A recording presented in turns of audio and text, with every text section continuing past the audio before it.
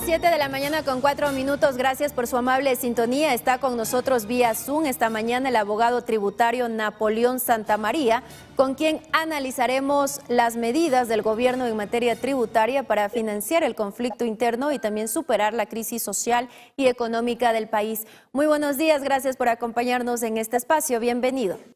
Saludos, Anaís, a través de su canal de televisión, a todos los amigos que nos atienden. ¿Cuáles serían los bienes y también los servicios que pagarán más IVA y desde cuándo? A ver, quizá esa es la primera pregunta y la más interesante, Anaís, porque lo que debemos evitar como país cuando hay un incremento en el régimen tributario es que haya un efecto especulativo que produzca inflación en los precios y por lo tanto incremento de estos, ¿sí? Así que lo más importante es decirles a los ciudadanos, hoy día ya está aprobada el incremento del IVA. Bueno, hasta el día de hoy no es ley de la República, será ley de la República con seguridad a partir del 1 de abril del año 2024. Por lo tanto, los precios deben mantenerse inalterables, no deben sufrir ningún cambio durante este mes de febrero ni de marzo. Y el ajuste que prevemos va a ser pequeño, va a ser mínimo, pero todavía no lo podemos medir por lo que ya le comentaron más adelante, se verá a partir del 1 de abril de este año. Mientras tanto, insisto, los precios se mantienen exactamente iguales. ¿Cuáles serían estos bienes y servicios, doctor? Muy bien, entonces el Ecuador al 1 de abril avanzaría con bienes con gravados con tarifa cero. Los que siempre han sido, y vale también una explicación, ¿han cambiado, han pasado tarifa 12? No. Los bienes con tarifa cero se mantienen. ¿Cuáles son estos? Son todos los alimentos, todos los educativos, todo lo que tiene que ver con vivienda, todos los vinculados a salud, igual que el transporte y algunos estratégicos más. Y todos los demás, los que no están en esta columna esencial de bienes para el desarrollo humano, están sujetos a tarifa 12. ¿Cuáles, por ejemplo? La ropa, si usted se compra un reloj, el computador, celular, una mesa, etcétera. Todos los demás están sujetos a tarifa 12. Entonces, Anaí, aquí el punto a reflexión es el siguiente. ¿Cómo está la ley y cómo se aprobó? Se aprobó la ley en la que decía, el IVA sube al 13%, de 12 al 13%. Por lo tanto, vamos a poner un ejemplo. Si antes un bien que usted me está escuchando, querido televidente, si usted compraba algo de 10 con 12% de IVA, usted estaba pagando 11.20. Eso es lo que estaba pagando. ¿Cuánto va a pagar ahora? Si es que es al 13% el IVA, va a pagar 11.30. Subiría del 11.20 al 11.30. Ese es el máximo incremento que hay en el precio. Por eso decimos, es pequeño, es mínimo, no llega ni al 1%. ¿Y por qué le digo, Anaís, que ese es el mínimo, el 13%? Porque tal como está la ley, dice que el IVA sube al 13%, pero puede subir hasta el 15% si el presidente de la República así lo determina mediante decreto ejecutivo. Es decir, la Asamblea le lanzó la responsabilidad y el desgaste político para que el presidente asuma este reto, y eso todavía el presidente no se ha pronunciado. No sabemos si al 1 de abril el país amanece con un IVA solo del 13% o el presidente de la República, facultado por la última reforma de la Asamblea, lo puede subir al 14% o al 15%, y por lo tanto esta reestimación de precios podría ser distinta. ¿Y esta subida al 14 o al 15% cómo funcionará? ¿De pronto será temporal, definitivo? ¿Y en qué circunstancias también en los escenarios posibles que el Ejecutivo, el presidente de la República, podría realizar este alza al IVA? Excelente, sí, porque al inicio se pensaba, Anaís, que el IVA podría ser solo de temporada, ocasional, por el año 24, por el año 25, y volver a la tarifa del 12. Vale decir, Anaís, que ningún país en el mundo, ninguno, Anaís, hace un incremento de IVA de forma temporal, de forma ocasional, por meses o por año. Esto no tiene sentido en el concepto del derecho tributario. ¿Y cómo quedó aprobada la norma? Que la tarifa del 13% se queda permanentemente. Y lo que el presidente suba mediante decreto ejecutivo al 14 o al 15% también es de forma permanente. No va a ser en ningún caso temporal. Y eso vale decirles a los ecuatorianos que esto es lo correcto. ¿Por qué? Porque ya nos ha pasado, Anaís, que subimos el IVA en el 2016, post-terremoto lo subimos el IVA. ¿Qué pasó con los precios? Subieron los precios. Bajamos después el IVA en 2017, entonces se bajó el impuesto, se bajó la recaudación, pero les pregunto a ustedes, amigos que me escuchan, ¿bajaron los precios? Y la respuesta es no, nunca bajaron los precios. Y por lo tanto, perdimos como país, porque los 17.6 millones de ecuatorianos seguimos pagando precios altos. El país perdió recaudación y el nuevo presidente tuvo que ver nuevos tributos que nos volvían a ajustar el bolsillo a los ecuatorianos a causa de este menor recaudación a la carga fiscal.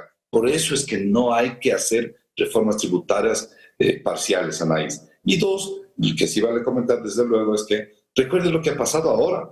El mayor problema que tenemos ahora es que el presidente de la República envió a la Asamblea y les dijo, quiero una reforma tributaria con 3 puntos al IVA para tener en mi caja fiscal, en la caja fiscal del país, 1.400 millones más. ¿Qué hizo la Asamblea para, resumen? Dijo, aparte de darle el IVA, tal como hemos comentado, 1 punto hasta el 13 y 2 puntos con facultad delegada al presidente, le dio, yo les llamo yapas tributarias irresponsables de parte de la Asamblea y subió el ISD del 3.5 al 5%. Eso también va a regir desde el 1 de abril, Anaís.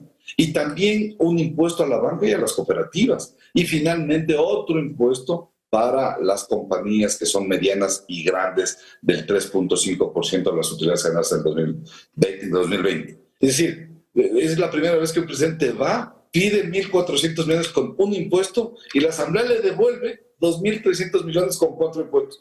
Esto es medio demencial, una irresponsabilidad de los señores asambleístas, sobre todo liderados por 2 grupos ahí que le hacen mucho daño al país. Por lo tanto, todos estos efectos de este desorden provocado por la Asamblea o por algunos grupos de la Asamblea, todavía no lo hemos podido medir y no sabemos cómo nos va a afectar al 1 de abril. Doctor, sin embargo, son recursos que necesita el Estado, las arcas fiscales, a la falta de liquidez. Definitivamente, o sea, los ecuatorianos lo que tenemos que tener conciencia es por qué el país, no porque no es el gobierno de turno, es el país necesita una reforma tributaria. Por 2 fundamentales razones. Primero, porque venimos mal desde hace 3 o 4 años, pero sumamente complicado el país. Pero el año 2023 fue un año de muy mala recaudación tributaria, caímos en todos los indicadores de recaudación tributaria. El volumen de ventas también cayó en casi escandaloso 10% respecto del 2022.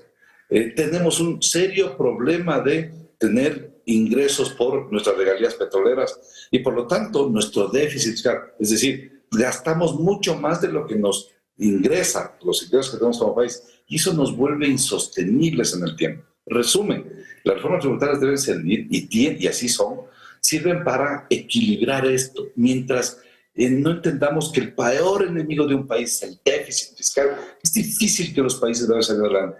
Ahora, el mensaje es el de este discurso responsable de hacer que las reformas tributarias nos vayan permitiendo al país obtener los recursos necesarios precisamente para proveer a sus ciudadanos de la satisfacción de las necesidades básicas que necesita todo individuo. Este es el concepto de nación. Y a eso sumarle un programa nacional de desarrollo. El país necesita tener claras visiones de desarrollo nacional y que tenemos que ajustar muchas tuercas, seguro que sí. Uno, la inseguridad, pero también tenemos que trabajar en inseguridad jurídica, donde la justicia le queda debiendo mucho al país, mucho a sus ciudadanos, mucho a la inversión extranjera. Y debemos también trabajar en calidad de gasto, donde no solo al Ejecutivo le tenemos que decir recorte, sino también debemos pedir eficiencia a los municipios, a los consejos provinciales, que todos los días nos enteramos de algún alcalde que está malgastando, mal usando los fondos públicos. Y tenemos que también controlar a nuestro vendedor de petróleos que se llama Petroecuador y a quien maneja la salud pública, que se ríe. Bueno, este es un país que tiene muchas tareas por hacer, precisamente debido a que muchos políticos o clase dirigencial en tiempos anteriores no hizo las tareas que un país necesita que se hagan en favor del bienestar de todos sus ciudadanos que queden ahí. ¿Y qué ocurre o sucede también con el control tributario en el país? Por ejemplo, la planificación fiscal de tributación. No, es un tema esencial, ¿no? Pero para ahí necesitamos ser... O sea, ¿qué sucede? Que el país tiene grandes ratios de fraudación tributaria. Es decir, personas, empresas, etcétera, contribuyentes en general, que tienen por objetivo evadir el pago del impuesto, escurrirse del pago del impuesto y no realizarlo. Y para eso hay un conjunto de mecanismos por medio de los cuales se combate este fraude o esta evasión fiscal. Pero para eso hay que hacer un plan sostenido, con mucha dedicación a los entes de control, en este caso al SRI. Entre otras cosas, ¿qué? Apostarle con mayor cantidad de recursos económicos al SRI, obviamente sí. Darle mayor equipo de trabajo humano.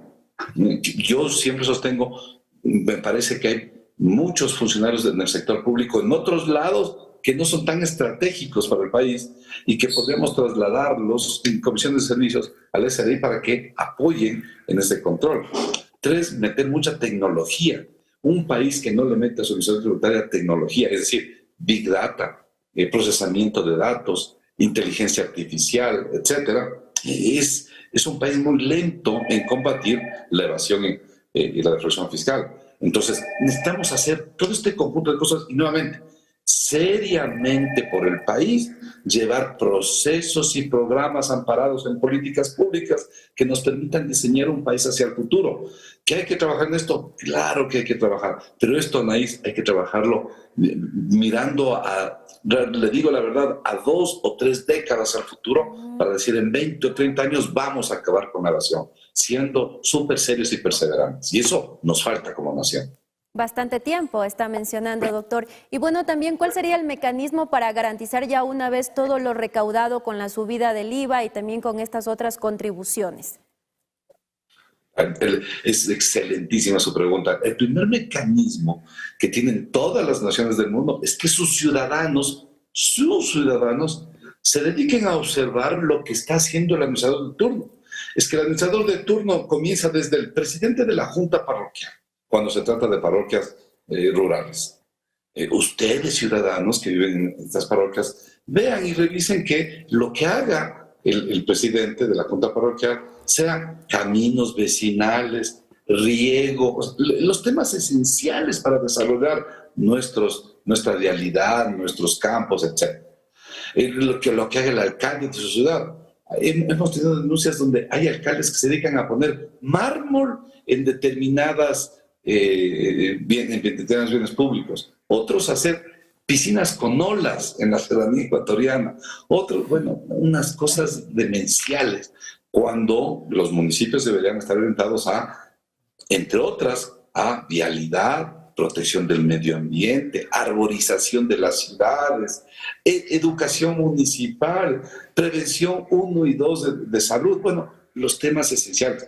Entonces, y lo mismo ministros, viceministros, presidentes, etcétera, de la República.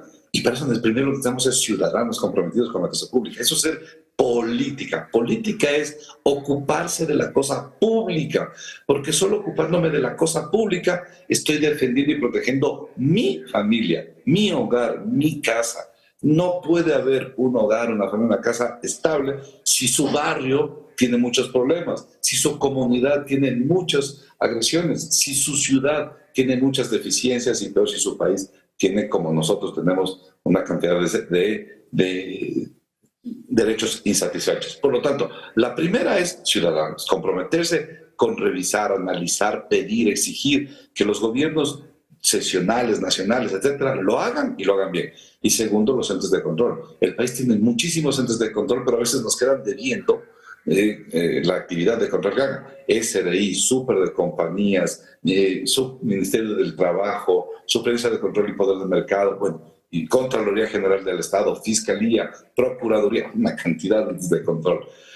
Muchos de estos es un trabajo, el SRI, yo rescato siempre la función que realiza esta entidad, pero otras que nos quedan debiendo, y a estas hay que pedirles trabajo y dedicación en favor del país. Anaís, el mensaje final creo que es este: la única manera que podemos sacar este barco llamado Ecuador hacia puerto seguro es que todos los marineros, que somos todos los ciudadanos del país, 17.6 millones de ecuatorianos, nos dediquemos a quererlo, a cuidarlo y a trabajar permanentemente por el bienestar de todo este barco llamado Ecuador. Cuando entendamos que el beneficio de todo el barco es el beneficio de cada uno de nosotros, créanme que las cosas cambiarán. Muchísimas gracias. Nos quedamos con esta última reflexión. Que tenga un excelente día viernes. Gracias, Anaís. Excelente fin de semana. Gracias.